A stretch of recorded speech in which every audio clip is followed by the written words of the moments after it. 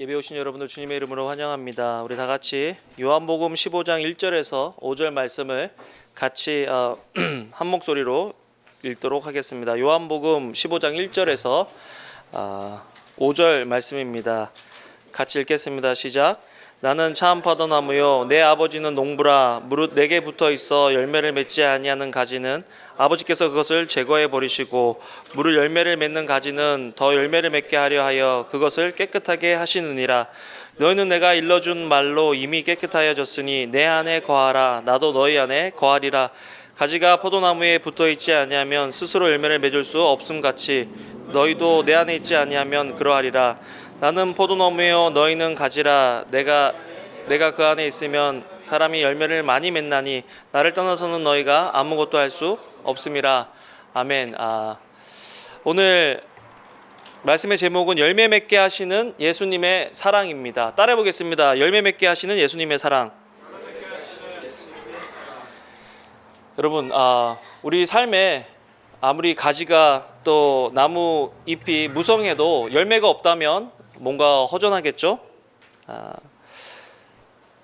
예수님의 사랑은 그저 우리를 바라보시고 그저 우리 있는 모습 그대로 받아주시는 그런 사랑이 아니라 우리로 하여금 열매 맺게 해주시는 사랑이라는 것입니다. 사랑하면 키우게 되어 있습니다. 사랑할 때 우리가 키우죠. 우리가 지금 엘리 엘라도 있고 조금 있으면 이제 나올 아이들도 있는데 아이들을 키우는 부모들을 보면 참 대단한 것 같아요. 수홍 형제가 요즘 육아 다이어트에 들어갔습니다. 그래서 아이들을 키우다 보니까 살이 쫙쫙 빠지고 있는 모습을 봐요. 오늘 집사람이 수홍 형제를 누가 그랬죠? 수홍 형제 청바지가 널널한 것 같아 이러면서 항상 이렇게 꽉 차 있었는데 지금 보면 이렇게 헐렁헐렁한 걸 보게 됩니다. 부모로서 잠도 못 자고 또 아이들을 위해서 헌신하고 있는 모습을 보면 너무 사랑스럽고 너무 좋습니다. 대한민국에서 아이 한 명을 대학교 졸업할 때까지 키우는 데 들어가는 비용을 봤더니 2억 7,500만 원 평균입니다. 평균 2억 7,500만 원이 들어갑니다. 그러니까 아이를 키우는데 돈을 안 들이면 집을 한 채 살 수 있는 거죠. 막말로. 그러니까 수홍 형제 지금 집 2채를 이렇게 들고 있는 거죠. 지금. 네. 아이에게 그런데 수홍 형제 이때까지 엘리 엘라 분유값 얼마 들어갔는지 적어놨어요? 기저귀값? 250불? 깜짝 놀랐는데 적어놓은 사람 별로 없습니다. 예. 그냥 이렇게 무조건 필요하면 전적으로 이렇게 줍니다. 왜? 사랑하기 때문에. 사랑하면 내리사랑이라 그러잖아요. 작년에 부모님한테 용돈 얼마 드렸는지는 기억을 해도 우리가 자녀들한테 얼마큼 베풀었는지는 우리는 사실 잘 기억하지 않는 것이 우리들입니다. 신약에 또 구약에 보면 하나님께서 우리를 그분의 자녀다라고 표현한 부분이 참 많아요. 그냥 우리를 믿는 사람으로서, 믿는 신자로서, 백성으로서 표현할 때도 있지만 자녀로 표현할 때가 참 많습니다. 요한일서 3장 2절 같이 한번 읽어보겠습니다. 시작. 사랑하는 자들아, 우리가 지금은 하나님의 자녀라. 장래에 어떻게 될지는 아직 나타나지 아니하였으나 그가 나타나시면 우리가 그와 같을 줄을 아는 것은 그의 참모습 그대로 볼 것이기 때문에. 사랑하는 자들아, 우리가 지금은 뭐라고요? 하나님의 자녀다. 여러분 좋죠? 여러분들은 하나님의 자녀입니다. 나는 하나님의 자녀다. 심지어 육신의 부모도 내 자녀를 사랑하기 위해서 헌신하는데 모든 것을 가지고 계시고 모든 것을 할 수 있는 능력을 가지신 하나님이 오늘 저와 여러분들의 아버지라고 하시는 그 사실 때문에 위로받는 예배 시간 되시기를 주님의 이름으로 축원합니다. 우리 한번 따라해 볼까요? 하나님이 내 아버지시다. 네, 우리는 당당할 수 있는 거죠. 빌립보서 2장 15절에도 이렇게 이야기하고 있습니다. 같이 읽어보겠습니다. 시작. 이는 너희가 흠이 없고 순전하여 어그러지고 거스르는 세대 가운데서 하나님의 흠 없는 자녀로 세상에서 그들 가운데 빛들로 흠 없는 자녀다. 여러분 왜 흠이 없겠어요? 그런데 하나님 눈에 보시기에는 흠 없는 자녀라는 거죠. 여러분 왜 흠이 없습니까? 우리가 흠이 있죠. 근데 하나님께서 뭐가 씌우신 거예요. 좋은 것만 보이시는 거예요. 좋은 것. 아이들을 자라면서 아이들이 왜 흠이 없습니까? 왜 단점이 없습니까? 그런데 사랑하기 때문에 좋은 면만 보이는 거죠. 구약에도 우리가 하나님의 자녀다라고 표현한 데가 있습니다. 신명기 14장 1절 같이 읽어볼까요? 시작. 너희는 너희 하나님 여호와의 자녀이니 죽은 자를 위하여 자기 몸을 베지 말며 눈썹 사이 이마 위에 털을 밀지 말라. 하나님의 자녀이기 때문에 거룩해라 라는 취지에서 하나님께서 다른 민족과 구별된 삶, 거룩한 삶을 살아가라고 이야기하시는 장면입니다. 하나님께서 우리를 양육하시는 이유는, 하나님께서 우리를 키우시는 이유는 우리가 하나님의 자녀이기 때문입니다. 자, 그렇다면 왜 우리가 성장해야 될까? 먼저 첫 번째, 예수님은 우리가 성장하기를 바라시기 때문입니다. 여러분, 부모가 자녀가 있는데 그 자녀가 성장하는 것을 싫어하는 부모가 있을까요? 정상적으로 따지면 어떤 부모든지 자녀가 성장하지 않고 그대로 있는 것을 원하는 부모는 없습니다. 자녀는 성장하기를 원하는 것이 부모의 마음이죠. 예수님과 같이 있었던 사람들은 누구나 다 성장했어요. 사도행전 4장 13절 읽겠습니다. 시작. 그들이 베드로와 요한이 담대하게 말함을 보고 그들을 본래 학문 없는 범인으로 알았다가 이상히 여기며 또 전에 예수와 함께 있던 줄도 알고, 예수님 돌아가신 후에 사도들이 예수님의 십자가의 복음을 전하니까, 너희가 메시아를 죽였다라는 그런 메시지를 전하니까 유대의 지도자들이 마음이 찔리고 어려운 거죠. 그래서 그런 복음을 전하는 제자들을 잡아가두고 핍박했습니다. 그런데 촌 사람 무식한 어부라고 생각했던 제자들이 대제사장과 또 지도자들 앞에서 막힘없이 이야기하는 그 모습을 보면서 사람들이 놀란 거예요. 저 사람 보통 사람이었는데, 저 사람 촌 사람이었는데, 어부였는데, 정규적으로 교육을 받지 못한 사람인데 어떻게 저렇게 우리 말에 또박또박 대답을 잘하지? 놀란 거죠. 왜 이런 일들이 일어났느냐? 예수님과 3년 동안 같이 공생애를 보내면서 그들이 성장했기 때문입니다. 저는 우리 교인들이 계속해서 성장했으면 좋겠어요. 사회적으로, 또 정서적으로, 영적으로, 또 경험적으로 저는 여러분들이 성장하면 좋겠습니다. 그러면 어떻게 하면 성장할 수 있냐라는 거죠. 어떻게 예수님은 제자들을 성장시키셨는지 한번 보겠습니다. 첫 번째 보면 함께 하심으로 제자들을 양육하셨다라는 것입니다. 여러분, 혼자 크는 사람 없어요. 우리 아이들 보면 엄마 아빠들이 될 수 있으면 아이들과 많은 시간을 함께 해주려고 하는데요. 예수님은 우리와 함께 하심으로, 제자들과 함께 하심으로 제자들을 성장시켜 주셨다라는 것입니다. 누군가와 함께 한다라는 것, 사랑한다라는 것을 의미하죠. 여러분 요즘 누구와 함께 식사하고 싶으십니까? 여러분 요즘 누구와 함께 커피 마시고 싶으세요? 여러분 누구와 함께 영화를 보러 가고 싶으십니까? 그 사람을 한번 떠올려 보십시오. 자, 그 사람이 여러분들이 사랑하시는 사람입니다. 다른 사람, 남편이 아니고 딴 사람이 떠오르면 안 되겠죠. 아내가 아니고 딴 사람이 떠오르면 안 돼요. 자녀가 아니고 딴 사람이 떠오르면 그건 잘못된 거죠. 그죠? 사랑하면 사랑하는 대상과 함께 하고 싶어집니다. 돌려서 말할게요. 혹시 여러분들 주변에 누군가가 여러분들과 함께 하자고 우리 식사 한번 할까요? 우리 영화 한번 보러 갈까요? 우리 같이 놀러 갈까요? 라고 여러분들에게 그런 것들을 제안하신 분이 있다면 여러분, 그 사람이 여러분들을 사랑하는 사람들입니다. 그분이 여러분들을 사랑하기 때문에 그런 제안을 한 거예요. 같이 식사 한번 하자, 같이 영화 한번 보자, 함께 하고 싶다라는 거죠. 우리 마태복음 8장 19절 20절 같이 읽어보겠습니다. 시작. 한 서기관이 나와 예수께 아뢰되 선생님이여 어디로 가시든지 저는 따르리이다. 예수께서 이르시되 여우도 굴이 있고 공중의 새도 거처가 있으되 인자는 머리 들 곳이 없다 하시더라. 예수님께서 사실은 이런 분이 아니시거든요. 하늘 영광, 하늘나라의 그 큰 하나님의 그 궁전의 천국에 예수님은 하나님과 높고 높은 보좌에 앉으셔서 모든 시중을 받으시고 모든 혜택을 누리시면서 사실 수 있었던 분이 예수님이시다라는 것입니다. 그런데 그 예수님이 우리와 함께 하시기 위해서 머리 둘 곳도 없는 이 땅에 내려오셨다라는 것들을 우리가 기억한다면 예수님이 얼마나 우리를 사랑하시는지 우리가 알 수 있다라는 것입니다. 여러분, 예수님이 저와 여러분들을 사랑하세요. 안 믿기시는 거예요? 아니면 뭐 이미 알고 있었던 얘기를 왜 또 하고 있냐 뭐 그런 얘기입니까? 따라해 볼까요? 예수님은 나를 사랑하신다. 그거면 된 거죠. 이거가 이 사실을 우리가 잊을 때마다 우리가 신앙생활 또 이 땅에서 살아가는 것이 힘들어지는 거죠. 자, 예수님께서 이 함께하는 것이 얼마나 중요한지를 이렇게 말씀하십니다. 요한복음 8장 21절에서 22절 같이 읽어보겠습니다. 시작. 제자 중에 또 한 사람이 이르되 주여 내가 먼저 가서 내 아버지를 장사하게 허락하옵소서. 예수께서 이르시되 죽은 자들이 그들의 죽은 자를 장사하게 하고 너는 나를 따르라. 여러분 장례식이 있는데 만약 이런 거예요. 목사님 저희 가족 중에 사랑하는 누가 돌아가셔서 제가 이번 주일날 못 나올 것 같습니다 라고 얘기했는데 제가 갑자기 죽은 자들로 죽은 자들을 장사하게 하고 너는 나를 따르라 그러면 목사님 어떻게 된 거 아닌가, 그죠?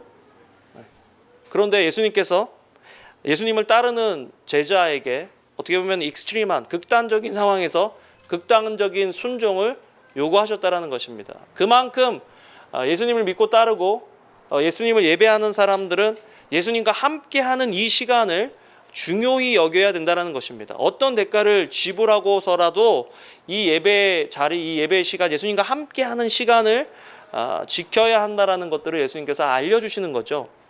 그만큼 예수님이 저와 여러분들을 사랑하신다는 것입니다. 여러분 오늘 마라톤이 있어서 정말 올 때 뺑뺑 돌아오셨던 분도 계실 거고 확 그냥 돌아가 버릴까 보다 뭐 이런 생각하시는 분도 있을 거고 있으셨을 거예요. 저는 가슴이 조마조마했어요. 왜냐하면 새생명 비전교회 있을 때도 마라톤 하면 성도수가 확 줄어요. LA인데도 확 주는데 야 이거 어떻게 하냐. 우리 성필 전도사님 목사님 예배 10분 늦게 시작해야 될 것 같습니다. 그렇게 하라고. 그렇게 하고 있는데 여러분들이 오시니까 얼마나 반가운지 모르겠어요. 여러분 진짜 땡큐 고맙습니다. 근데 사실은 예수님 때문에 여러분 이 자리에 오셨다라는 거 아셔야 돼요. 예수님의 사랑 때문에 여러분들이 이 자리에 오셨다라는 거 여러분들이 아셨으면 좋겠어요. 예수님께서는요 이 성경에 이렇게 성경 구절을 찾거나 하는데 도움이 되는 웹사이트들이 몇 개가 있는데요. 단어를 치면 그 단어에 관련된 구절들을 쭉 이렇게 나오게 해주는 그런 성경 웹사이트들이 있어요. 함께라는 단어를 한번 쳐보세요. 그러면 예수님이 함께, 여호와가 함께, 하나님이 함께, 두려워 말라 내가 너와 함께함이니라. 놀라지 말라 나는 내 하나님이 됨이니라. 내가 너를 굳세게 하리라. 참으로 너를 도와주리라. 참으로 나의 의로운 오른손으로 너를 붙들리라. 하나님께서 함께 해주시겠다고 하는데 뭐가 부족하다는 거죠. 모세가 60만 대군 여자와 아이들까지 쳐서 200만 대군을 끌고 지금 광야로 가나안으로 들어가야 되는데 자기 주변에 아무도 없으니까 하나님한테 불평을 합니다. 하나님 나에게 맡겨주신 일은 이렇게 크고 내 주변에 함께 일할 사람들은 없는데 하나님 어떻게 하실 겁니까? 라고 기도를 했더니 하나님께서 여호와께서 가라사대 내가 친히 가리라. 내가 너희로 편케하리라. 내가 너와 함께 가시겠다고 약속하시는 거죠. 예수님도요 지속적으로 우리와 함께 하신다고 말씀하고 계십니다. 누가복음 8장 1절 같이 읽어볼까요? 시작. 그 후에 예수께서 각 성과 마을에 두루 다니시며 하나님의 나라를 선포하시며 그 복음을 전하실 때 12제자가 함께 하였고 12제자가 함께 한 것 같지만 사실은 다르게 얘기하면 예수님께서 함께 하시기 위해서 12제자를 부르셨다라는 것입니다. 그 근거가 요한복음 그 근거가 마가복음 3장 14절에 나와 있어요. 같이 한번 읽어보겠습니다. 시작. 이에 12를 세우셨으니 이는 자기와 함께 있게 하시고 또 보내사 전도도 하며. 재밌죠? 만약에 예수님께서 단지 사역을 시키시기 위해서 제자들을 뽑으셨다면, 선별하셨다면 이에 12를 세우셨으니 이는 자기와 전도하게 하시며 사역하게 하시며 일하게 하시며 이 부분이 먼저 들어갔을 거예요. 그런데 여기 보면 이는 자기와 함께 있게 하시고 이게 먼저 나왔다는 거죠. 중요하다라는 것입니다. 하나님께서 여러분들을 구원하시고 하나님께서 여러분들을 훈련시키실 때 메인 목적이 뭐냐? 여러분들을 일시켜 먹고 여러분들을 부려먹으려고 그러는 것이 아니라 여러분들과 함께 하시기 위해서 여러분들을 부르셨다라는 거 아셔야 돼요. 이게 사랑이라는 거예요. 저는 오늘 이 함께라는 단어를 통해서 참 마음에 감사했던 것은 뭐냐면 예수님이 나를 이만큼 사랑하시는구나. 변은광이를 왜 목사 만드셨느냐? 교회 크게 하고 많은 사람들 섬기라고 하는 그 이유 전에 예수님과 함께 하기 위해서 나를 부르셨다라는 생각을 하니까, 묵상을 하니까 너무 감사한 거예요. 여러분들과 함께 하시기 위해서 이 땅에 오신 예수님, 여러분과 함께 하시기를 원하시는 그 예수님 만나시는 오늘 예배 시간 되시기를 축원합니다. 두 번째로, 예수님께서 함께 하셨지만, 함께 하심으로 양육하셨지만, 두 번째로는 말씀으로 우리를 양육하셨다라는 것입니다. 예수님은 공생의 많은 시간을 제자들과 함께 하셨는데 그냥 놀고 먹은 게 아니라 놀고 먹으셨어요. 이렇게 예수님께서 놀고 먹었다 그러니까 참 그런데, 예수님이 제자들과 많은 시간을 유쾌하게 노시고, 기록된 거 보면 먹었다라는 표현이 되게 많아요. 잔치집에 갔다, 누구 집에 가서 막 먹었다, 그런 얘기들이 참 많아요.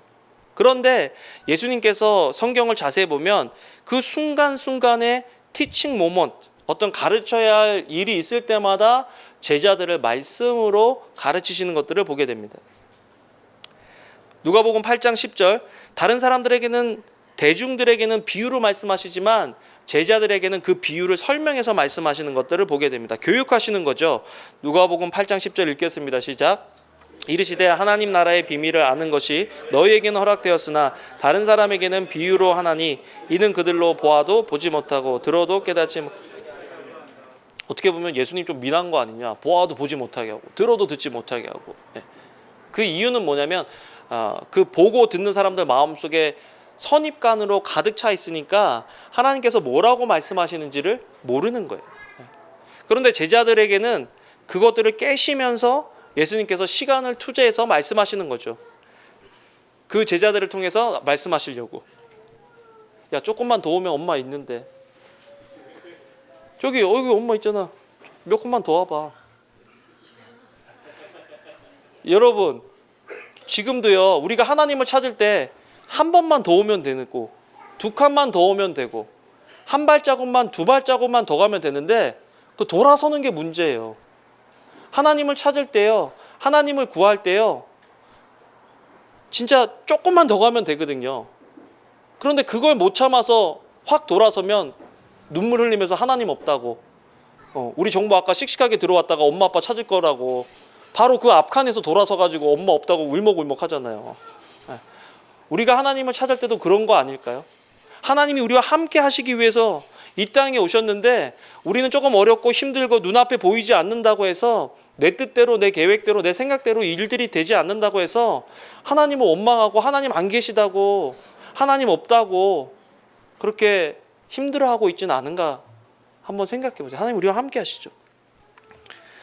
자, 그러면서 하나님께서 우리를, 예수님께서 양육하실 때 가르치셨는데, 예수님께서 딴 때는 제자들을 뭐라고 하신 적이 없어요. 사고 치든 일을 잘 못하던 실수를 하던 별로 훈계하신 때가 없는데 두 번 정도.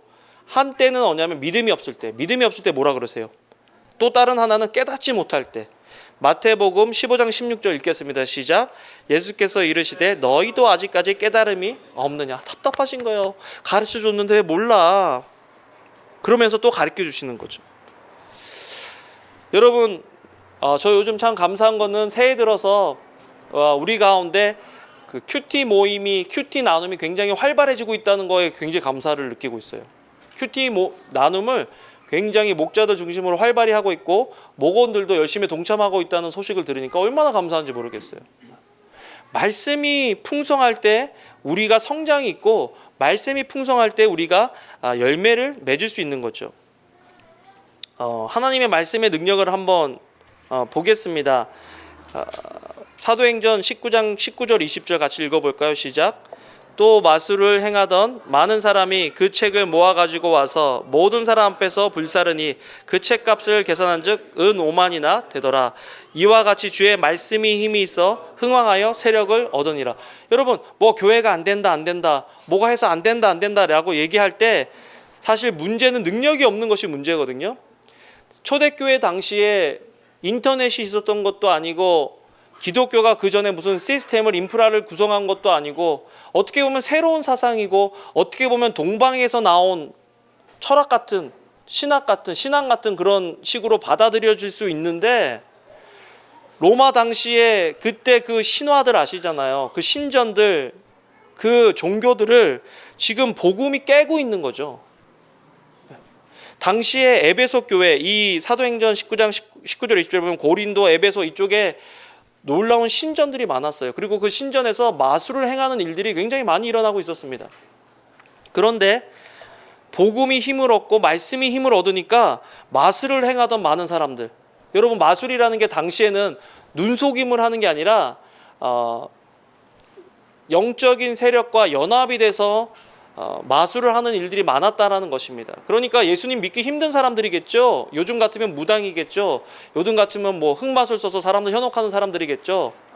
그런데 그런 일들을 벌이는 사람들을 복음으로 말씀으로 가르치고 깨기 시작하니까 마술을 행하던 많은 사람들이 자기 마술책들을 가지고 와가지고 어떻게 보면 자기 신앙 도서를 가지고 와가지고 사람들 앞에서 불사르는 거예요. 그러면서 뭐라 그러는 거예요? 변화됐으니까 성도되고 신자됨을 나타내는 거죠. 복음의 능력이 있습니다. 복음에. 어떻게 하면 예수님을 믿게 할까? 우리가 누군가를 잘 설득해서 예수님을 믿는 것이 아니라 복음을 제대로 알고 복음을 살고 복음의 능력을 믿고 그 복음을 전할 때 사람 속에 변화가 있다는 거죠. 히브리서 4장 12절 같이 읽어보겠습니다. 시작. 하나님의 말씀은 살아있고 활력이 있어 자외 날선 어떤 검보다도 예리하여 혼과 영과 및 관절과 골수를 찔러 쪼개기까지 하며 또 마음의 생각과 뜻을 판단한다. 하나님의 말씀은 살았고 운동력이 있어 좌우에 날선 어떤 것보다도 예리하여 사람의 혼과 영과 및 관절과 골수를 찔러 쪼개기까지 한다고 이야기하고 있습니다. 내가 변화시킬 수 없는 어떤 일, 나도 나를 변화시킬 수 없고 내가 다른 사람을 변화시킬 수 없지만 말씀은 말씀은 다른 사람들을 변화시킬 수 있다라는 것입니다. 그래서 말씀에 집중하도록 도와주는 것이 사람들을 성장하도록 도와주는 좋은 일들이라는 것입니다. 그래서 사도 바울은 이 말씀의 능력을 알았기 때문에 자기가 어떻게 할 수 없이 어떤 마을, 어떤 교회를 떠나야 했는데 그 교회에 있는 사람들을 말씀에 맡겼다. 사도행전 20장 32절 같이 읽겠습니다. 시작. 지금 내가 너희를 주와 및 그 은혜의 말씀께 부탁하노니 그 말씀이 여러분을 능히 든든히 세우사 거룩해 하심을 입은 모든 자 가운데 기업 있게 하신다. 내가 너희를 주와 및 그 은혜의 말씀께 부탁한다. 이 말씀이 능히 너희를 든든히 세우사 거룩해 하심을 입은 모든 자 가운데 뭐가 있어요? 기업 있게 하신다. 열매가 있게 하신다. 여러분 교회가 여러분들에게 해줄 수 있는 가장 좋은 일 중에 하나가 뭔지 아세요? 여러분들이 성장할 수 있도록 도와드리는 것. 그래서 사실은 여러분들에게 큐티를 권하는 거예요. 말씀을 꾸준히 섭취한 사람만이 성장할 수 있습니다. 큐티 2호로가 나왔습니다. 뒤에 나가시면서 한 것씩 구입하셔서 큐티를 계속해서 열심히 해주시면 좋겠어요. 왜? 여러분들의 성장이 있기 때문에. 또 이제 성경 공부를 시작할 거예요. 2월 첫 주 화요일 날 LA에서 성경 공부를 시작합니다. 내비게이터 교재 가지고 혹시 여러분들 참석하기를 원하시는 분들은 화요일 날 첫 주 화요일 날 2월 첫 주 화요일 날 제가 전체적으로 공지할 텐데 여러분들 참석해 주시면 좋겠고요. 5주 동안 할 거예요.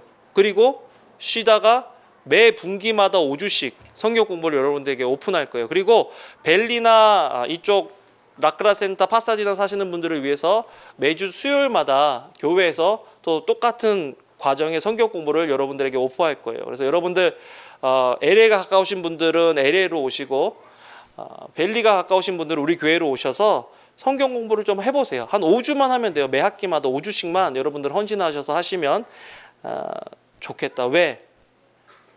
첫 번째 목적은 제가 여러분들을 좀 만나고 싶어요. 함께 하고 싶어요. 저는 여러분들을 사랑하니까.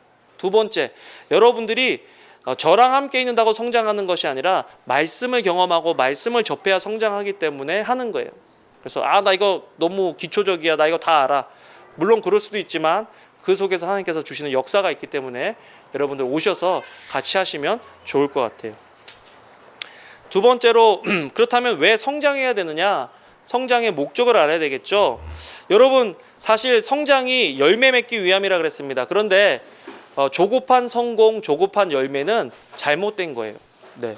여러분들 보시면 어때요? 아이들한테 빨리 결혼해서 애 낳아라 그러면 그게 말이 돼요, 안 돼요? 안 되는 거예요. 네. 저급한 성공, 조급한 성장은 잘못된 거라는 거죠. 그렇지만 성장은 목적이 열매 맺기 위한 것이다라는 것은 알아야 돼요. 성장의 목적은 열매다. 그러면 성장의 목표 어디까지냐? 예수님까지 성장하는 것이 우리가 신앙생활하는 것의 목적이라는 것입니다. 에베소서 4장 13절 읽어보겠습니다. 시작. 우리가 다 하나님의 아들을 믿는 것과 아는 일에 하나가 되어 온전한 사람을 이루어 그리스도의 장성한 분량이 충만한 데까지 이른다. 에베소서 4장 15절도 읽어볼까요? 시작. 오직 사랑 안에서 참된 것을 하여 범사에 그에게까지 자랄지라. 그는 머리니 곧 그리스도라. 오직 사랑 안에서 참된 것을 하여 범사에 누구에게까지 자라라고요? 하나님께까지, 예수 그리스도께까지 자라라고 얘기하고 있습니다. 우리의 목표는 그냥 이 정도면 됐지가 아니라 주님 오시는 날까지 예수님의 장성한 분량까지, 예수님까지 자라는 것이 우리가 성장하는 것, 우리가 신앙생활하는 것의 목표가 되어야 한다는 것입니다. 여러분, 청년 때 훈련받은 사람들 많고 또 지금 훈련받으신 사람들 많지만 지금에 만족하면 안 돼요.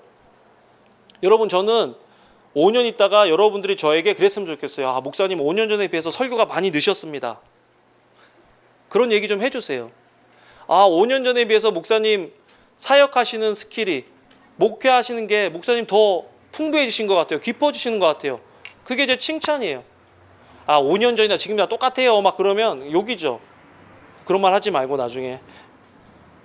저도 신앙생활한 저와 여러분들이 개척을 하기 전보다 지금이 더 성장하고 지금보다 5년 후가 더 성장했으면 좋겠어요. 예수님 오시는 날까지 여러분들이 성장하는 사람이면 좋겠어요. 여러분들이 있는 곳에서 만족하지 말고 계속해서 성장하는 여러분들 되시기를 주님의 이름으로 축복합니다. 두 번째로, 성장은 우리 기쁨을 위함이다라는 것이에요. 성장하는 게 누군가의 기쁨이 되는 것이 아니라 나의 기쁨을 위한 것이죠. 저희 집에 저희 어머님이 이제 교회 개척하고 와서 집을 이제 새로 사서 이사 와서 들어왔는데 과일 나무가 있으면 좋겠다 해서 레몬, 자몽, 그 다음에 오렌지인가? 뭐 하여튼 뭐 그런 나무들을 심었어요. 세 그루가 있는데 지금 죽지 못해 살고 있습니다. 3년, 2년 정도가 지났는데 잎이 누렇고 물을 줘도 차라리 물값이나 차라리 나가서 내가 오렌지를 사 먹고 말지 하는 그런 식. 첫째 해에는 열매가 안 달릴 거를 알고 있었어요. 근데 둘째 해에는 꽃이 좀 피는 거예요. 이렇게 소망을 주는 거예요. 그러더니 꽃이 다 떨어지고 요만한 오렌지, 레몬이 3개가 5개, 6개가 열렸습니다. 진짜 볼품 없는 거. 확 잘라버릴까. 괜히 물도 못 주고 보기만 하면 죄책감 들고 그냥 어떻게 해버릴까 그랬는데, 얼마 전에 세미나를 갔는데 어떤 그 세미나 강사 중에 한 사람이 3년 4년 동안 아무 일도 없었던 자기 오렌지 나무에 4년째인가 5년째부터 갑자기 열매가 맺히기 시작하는데 많이 맺히기 시작하더라는 거죠. 그래서 조금만 더 참아보기로 했습니다. 여러분, 하나님께서 저와 여러분들의 삶을 보실 때 아무리 많은 좋은 비료, 아무리 좋은 걸음, 아무리 많은 제자 훈련, 아무리 많은 성경 읽기, 아무리 많은 기도가 쌓이고 그 관계 속에서 영양분이 여러분들에게 갔는데 잎만 무성하고 아니면 잎도 누렇던지 뭐 꽃은 폈는데 열매는 안 맺든지 그러면 예수님께서 내가 잘라버린다는 거죠. 여러분, 협박하는 게 아니라 성경에 있는 대로 그대로 말씀드리는 겁니다. 제가 뭐 협박하는 게, 우리는 지금 어떤 상황에서 어떤 열매를 맺고 있는지 한번 점검해 보면 좋겠어요. 여러분 보러 뭐 지금 이따마나 뭐 자몽을 맺어라, 뭐 열매를 맺어라가 아니라 지금 나는 하나님이 원하시는 그 방향으로 성장하고 있고 하나님이 원하시는 그 열매를 꿈꾸고 있는지, 그 열매를 맺어 나가고 있는지 저와 여러분들이 한번 점검해 보면 좋겠다라는 것입니다. 그런데 열매가 있으면 기쁨이 있어요. 농부들이 물론 이렇게 성장하는데도 기쁨을 누리지만 만약에 열매가 없다면 한 해 농사 망쳤다 그럽니다. 그렇잖아요. 아무리 잘 자라고 성장해도 열매가 없으면 한 해 농사를 망친 거예요.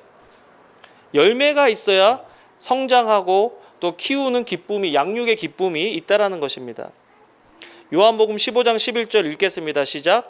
내가 이것을 너희에게 이름은 내 기쁨이 너희 안에 있어 너희 기쁨을 충만하게 하려 함이라. 예수님께서 왜 자꾸 열매 맺으라 그러시냐? 왜 자꾸 나에게 부담을 주시나? 나 이대로 좀 살게 해주세요 라고 얘기할 수도 있지만, 예수님께서 열매 맺으라고 하시는 이유는 열매 맺을 때 우리 속에 기쁨이 있기 때문입니다. 여러분, 요즘 여러분들의 기쁨의 근원이 뭐세요? 성장이 여러분들의 기쁨입니까? 하나님께서 맺기를 원하시는 열매가 여러분들의 기쁨입니까? 영적인 어떤 기쁨이 우리 속에 있느냐 한번 점검해 보시면 좋겠습니다. 말씀을 맺으려고 합니다. 열매의 목적은 나눔이에요. 나눔. 열매 맺고 나눠주지 않으면 그거 잘못된 거죠. 따라해 봅시다. 열매의 목적은 나눔이다. 나누려고 열매 맺는 거예요. 요한복음 15장 2절에 보면 같이 읽겠습니다. 시작. 무릇 내게 붙어 있어 열매를 맺지 아니하는 가지는 아버지께서 그것을 제거해 버리시고 무릇 열매를 맺는 가지는 더 열매를 맺게 하려 하여 그것을 깨끗하게 한다. 여기서 깨끗하게 한다라는 말씀은 가지 친다라는 그 어원에서 나온 거거든요. 가지를 치신다. 왜? 그래서 여러분 삶에 뭐가 요즘 좀 안 된다, 아픔이 있다, 고통이 있다, 고난이 있다. 아마도 예수님께서 여러분들이 여러 일 때문에 분주해서 열매 맺지 못하는 일들이 있기 때문에 그것들을 잘라내시는 거예요. 아프죠. 그거 있으면 더 많은 열매를 맺는 거 아닌가. 그런데 예수님께서는 그거를 과감하게 잘라버리신다라는 거죠. 그런데 그 잘라버리시는 기능을 말씀이 한다라는 거죠. 내가 너에게 일러준 말로 너희는 이미 깨끗해졌다. 하나님의 큐티를 해야 되는 이유가 뭐예요? 큐티를 통해서 내 삶의 잔가지들을 하나님께서 자꾸 치시도록 허용하는 거죠. 자, 그런데 열매를 맺는 방법이 있어요. 요한복음 15장 5절입니다. 읽겠습니다. 시작. 나는 포도나무여 너희는 가지라. 그가 내 안에 내가 그 안에 거하면 사람이 열매를 많이 맺나니 나를 떠나서는 너희가 아무것도 할 수 없다. 여러분, 예수님 떠나서 내가 한 성공은 예수님께서 원하시는 열매가 아니라 주님 안에 있을 때 맺는 열매야말로 진정한 열매라는 것입니다. 나는 여러분들이 하나님께서 원하시는 열매, 예수 그리스도께 붙어 있어서 나오는 열매들을 여러분 삶 속에서 풍성하게 맺으면 좋겠어요. 예수님께서 그냥 열매 맺는다가 아니라 열매를 많이 맺을 거다라고 약속하셨습니다. 나는 우리 교회가 하나님께서 맺기를 원하시는 열매를 많이 맺었으면 좋겠어요. 그런데 더 중요한 게 있어요. 아까 열매는 나눔을 위한 거라고 그랬는데, 열매 맺는 것을 산의 정상에 도달한 걸로 따진다면 그 정상을 유지하는 게 실력이라는 거죠. 어떤 일을 성취하는 것도 실력이지만 성취한 것들을 계속해서 이어져 가도록 하는 것도 능력이라는 것입니다. 그래서 산의 정상에 오를 때 사고가 나는 것보다 산에서 내려올 때 더 사고가 많다 그러잖아요. 우리가 뭔가를 이루면 방심해서 말씀 읽기나 기도하기나 예배하는 것들을 소홀히 할 수가 있어요. 예수님과 함께하고 거하는 이 가치를 놓쳐버릴 수 있다는 거예요. 그렇기 때문에 우리는 잘 될 때 더 하나님을 찾고, 일들이 더 잘 풀려나갈 때 하나님과 함께하는 시간들을 더 늘려나가야 된다는 것입니다. 저는 그래서 여기 보면 어떻게 하면 우리가 그 열매들이 항상 있게 하느냐, 요한복음 15장 16절 읽어볼까요? 시작. 너희가 나를 택한 것이 아니요 내가 너희를 택하여 세웠나니 이는 너희로 가서 열매를 맺게 하고 또 너희 열매가 항상 있게 하여 내 이름으로 아버지께 무엇을 구하든지 다 받게 하고. 여러분, 예수님께서 우리를 부르신 목적은 열매를 맺게 하시는 것뿐만 아니라 그 열매가 항상 있도록, 나눠주지 말라는 것이 아니라 나눠줘도 그 열매들이 우리 속에 있도록 우리를 성장시켜 주신다고. 그래서 우리를 택하셨다라는 것입니다.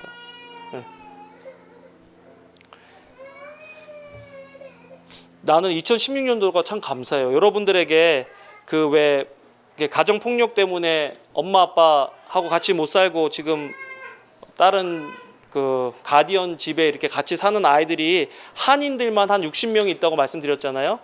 그래서 그 아이들에게 백팩을 좀 해서 줬으면 좋겠다.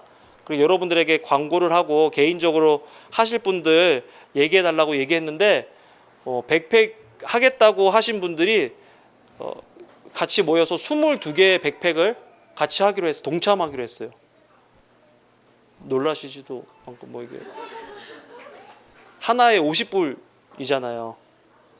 근데 2주 만에 우리가 1000불 넘게 한 거예요. 우리 교회 사이즈에서 그 정도면 거의 7, 80% 교인들이 거기에 관심을 가지고 참석해 주셨는데 저는 그거 하면서 우리 교인들 너무 대단하다. 하나님께서 삶 속에 주시는 열매들이 이런 것들을 통해서 나타나지는 거 아닌가. 이거 정말 너무 행복하다. 그래서 이제 오늘 헌금하시는 분들은 그 헌금 뭐 수표나 거기 봉투에 백팩이라고 적어주시면 따로 모아서 돈을 받아서 낮 시간에 시간이 되시는 분들하고 같이 타겟이나 월마트나 가서 그런 백팩을 같이 만들어서 도네이션을 같이 하기로 하겠습니다. 그러니까 여러분들 오늘 헌금하실 때 백팩 위한 도네이션이라고 적어서 주시면 되겠습니다. 그래서 저 너무 감사했어요. 여러분들의 따뜻한 마음에 감사하고 우리 교회가 선교 말고 구제 사업하는데 첫 발을 내디뎠다. 하나님께서 원하시는 열매가 아닌가 그런 생각을 하면서 너무 기뻤어요. 여러분 힘든데 그렇게 헌신해 주셔서 너무 감사해요. 난 하나님이 굉장히 기뻐할 거라고 생각해요. 그래서 여러분들에게 너무 감사합니다. 마태복음 5장 16절 읽어볼까요? 같이 읽겠습니다. 시작. 이같이 너희 빛이 사람 앞에 비치게 하여 그들로 너희 착한 행실을 보고 하늘에 계신 너희 아버지께 영광을 돌리게 하라. 이와 같이 너희 빛을 사람 앞에 비치게 하여 저희로 너의 무슨 행실이요? 착한 행실을 보고 하늘에 계신 너희 아버지께 영광을 돌리게 하라.